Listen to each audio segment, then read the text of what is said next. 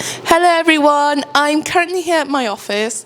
I just finished editing the video and I thought I'll make an appearance just before we start the Argi. Before we start the painting time lapse, the oil painting time lapse. I hope you're having a good day currently and I really hope you enjoyed the video. Please like, subscribe and share the video about it. I really appreciate it. I do post every Friday 5 p.m. Central European summertime, so please, if you like this video, come back next week to watch more of me and this little bugger. He just bit me. Argi, do you want to say hello? This is Argi. Want to say hello, baby? Oh, he just wants to sleep. Anyway, let's get on to the video. I hope you enjoy it.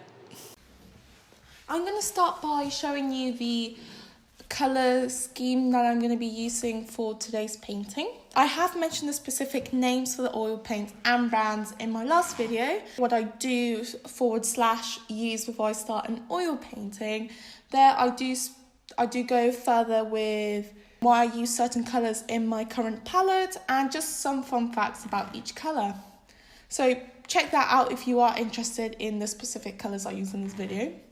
I wanted to show you just a quick glimpse on how I mix my paints and what is my exact tonal range and colours I'm going to be using for this painting, just as a reference if you were interested.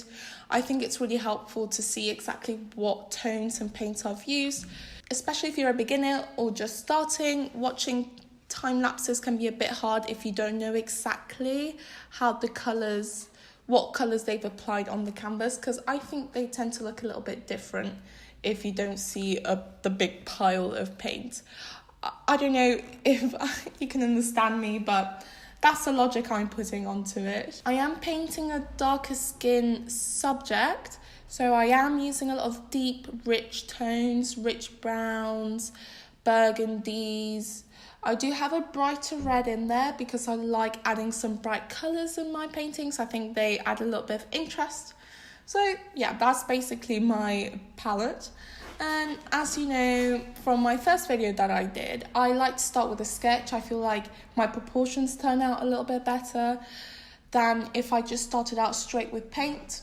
I first like to do a thicker outline just to establish the composition and the shape of my subject, which in this case is a little girl that I met in a children's home in Uganda. After I establish this outline, so it's just easy for me, I like to do a wash, like an underpainting, using any tone. In this case, I'm using a mix of burnt umber and magenta. And I just like to do a quick wash, establishing light tones and shadows, and also just to remove the whiteness of the paper. It just helps establish what the mid-tone is. And in this case, the mid-tone is going to be that reddish brown that you see currently on this little girl. From the mid-tone, I usually work either lighter both lighter and darker, and it just helps me identify contrasts in my painting, which can be quite hard. So it's a great tip. First, start with a light wash of whatever colour.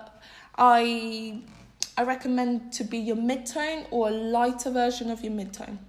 I decided to paint this today because when I went to Uganda on my school, I have a lot of pictures, I have a lot of memories from there, but this particular image that I have in my computer is the one that brings all the memories back to me, is the one that really impacts me when I see it.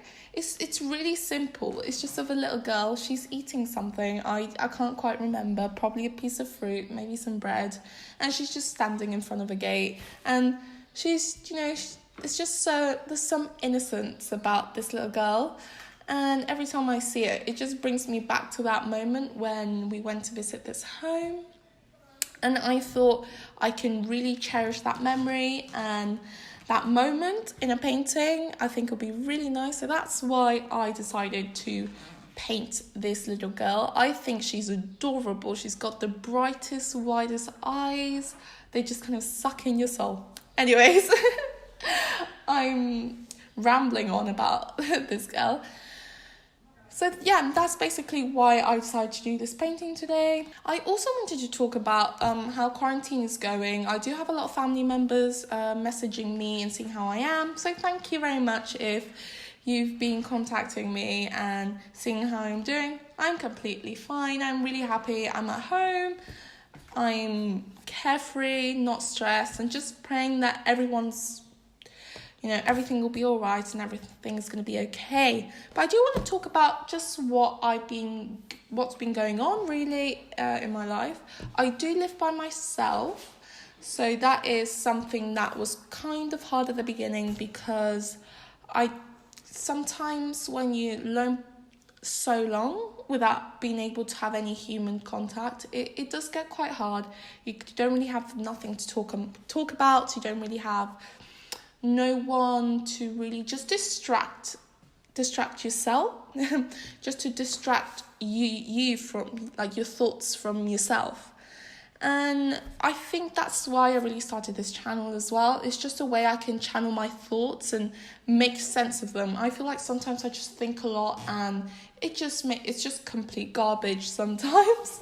Really, you wouldn't believe how many times I record these voiceovers and I just listen through them. I'm like, Kirsty, nobody cares.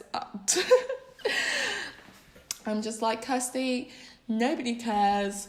You're not even making sense. Just please filter your thoughts through and put. You see, I don't even know. I tell myself, like, filter your thoughts through and make sense of them. So that's really helped me right now. Just stop and really think about what I'm thinking and what's going on really in the world.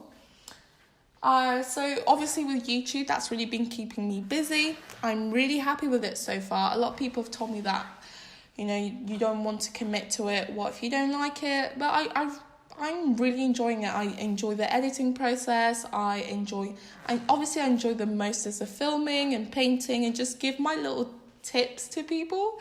Obviously, I just started painting a few years back. I've always been doing art, but just taking it seriously probably 3 years ago. Yeah, from 3 years ago, I've been taking it more so 2 years ago. I've been taking it more seriously and wanting it to do as a career. And now it's really the time to focus on it and actually act towards my goals. Because, I always set these goals, but I never do anything to reach them. And now I'm really focusing on them now that I have the time to. So I'm quite proud of myself for that one. And, I hope whoever's listening to this, I hope you also just sit down and really think of what you want in life and your goals. And it doesn't have to be any long term. It could just be something at the end of this year or next year. Obviously, I wouldn't want you thinking you want to go out to a cafe with your friend next week, because that's not going to be possible. But just think realistically what you want out of your career or your education, anything really, maybe your health. Just write it down and really focus on what you specifically want. Because now that I have a clear idea on how I want to move forward with my art career, I think it's quite a clear path, and I just need to go step by step. I just need to climb each staircase. I just need to climb each step of the staircase, and eventually I'll get to the top, which is my goal. I also got a little puppy last week. His name is Argi. He is absolutely adorable. Currently, I have him sleeping right next to me, but he is a quite energetic little thing. And I feel like since getting him, I've been more motivated. I've been happier as a result, and just giving me a little bit more responsibility. Because when you're by yourself, it's not like you turn into a slob. Not saying that, but when you're by yourself, you don't really have anyone to tell you what to do, and you just let things go by. But now that I have a little puppy to take care of, I really have to be proactive in cleaning the house, make sure everything is tidy and nothing's in the way. I've also been really good with my time management now. Before, I would literally just paint during the night, sleep during the day, which is not healthy at all. Now that I have a puppy, I really have to allocate time around his sleep schedule. So currently he's sleeping, so I can record this video when I'm painting as well. So this video has taken a little bit longer than the previous 2 videos, but you know, when he's sleeping, then I know he is in his crate and I can paint, so it's all safe. I don't like him being in the same room as where I paint, because you know, the toxic fumes, and I don't want him to accidentally like ingest any oil paint or any mediums. Obviously that's quite dangerous. So when he's sleeping in his crate, I then proceed to go to my painting room and start painting and things like that. And because he's always up really early, probably about 7 in the morning, he's already crying for me to give him some food and give him some cuddles. I've been up early, and he usually sleeps around 11 in the evening, so I've been waking up early. I've been sleeping early as well. So it's overall, he's really helped me get my sleeping schedule together and help me get a decent routine during my day.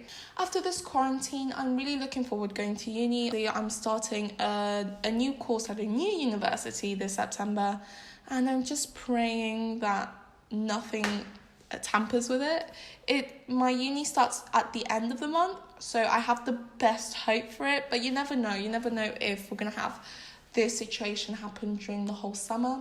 I really hope it ends by next month, but I can't dictate these things. I was saying the same things in March, and we've been 2 months deep. Yeah, I'm really excited. I'm doing a course on interior design and architecture. Which is quite different from my first course. I used to do fine art at university, but I decided to change. I love it. I love interior design and architecture. So it was a torn between fine art and interior design. Anyway, when I went to uni, I just thought fine art would be better towards the goals I was thinking of then. But then really thinking about it, I thought that I can do both. So go to uni for interior design and architecture, because you can't have a career in those without going and getting a degree, and just train as an artist by myself, really grow myself, going to workshops, maybe going to figure drawing, like going to figure life drawing sessions in the weekends, reading on books, reading about artists, going to exhibitions. So still doing that art school fine art experience, just kind of recreating it at home. The hard part of it is that I can't really get critiqued, but I think that's where YouTube comes in. I'm really open to any critiques in the comment section.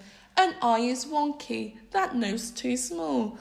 Really, I really don't mind. I think the more you critique your work and the more exposure you have, I think the better you become as an artist, because you just know how to improve upon what you already have.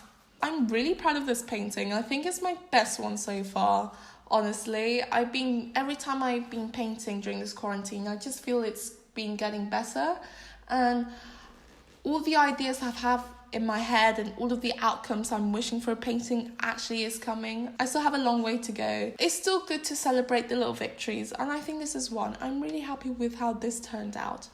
Thank you for watching this video.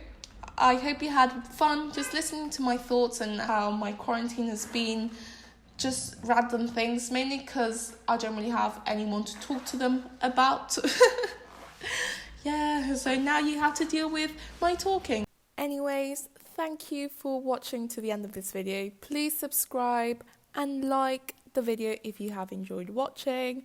I do post every single Friday, 5 p.m. Central European Summertime, so I hope I see you next week. And just comment down below if you enjoyed the video and what you liked about it. I also want to know if there's any artists watching me. Put your Instagram, website or YouTube channel below. I would really like to check it out and just see the talent within the community. Thank you very much. I hope I see you later.